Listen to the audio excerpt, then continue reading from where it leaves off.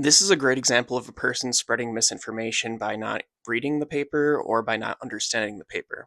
So, whenever someone presents you with surprising information, you should always go and check the sources. To do that, here we type in this number right here, which is the journal ID number, which will link us directly to the paper. But first, what are her claims? So, this is a GI doctor, meaning they're saying that, hey, I'm someone that you should listen to on this.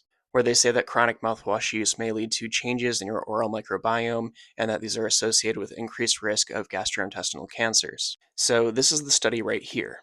And when we start reading through it, we see that it's based off of Listerine Cool Mint, and the study focuses on gay men that are taking PrEP for HIV pre-exposure, which means that the results of this study cannot apply to the entire populace, as all of the men in the study are taking this medication, and there's no control group here for people that aren't taking PrEP. And a very quick Google search shows that long-term usage of PrEP is associated with gut microbiome dysbiosis. Therefore, it would not be a far mental leap to say that the oral microbiome is also disrupted by the use of this medication.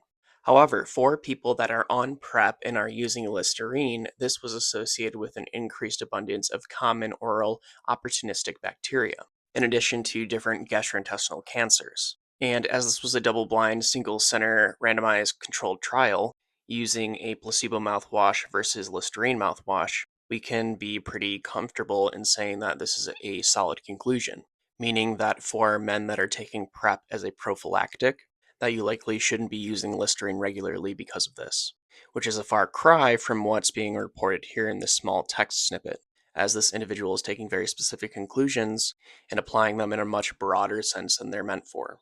And you might be thinking, Patrick, how does this relate to COVID? Well, I've been seeing people say, oh, this is a study that shows that you shouldn't be using CPC mouthwash every single day. Well, to that, Listerine isn't one of the brands that has CPC ingredient, and a lot of the CPC brands don't contain alcohol, as alcohol is known to be a big bacteria killer. So it's very likely that the results of this study on the Listerine Cool Mint won't apply to the CPC mouthwashes. So again, always double check sources when people are telling you something, as sometimes, like in this example, they might be taking very specific conclusions and applying them in a much broader sense than they're intended.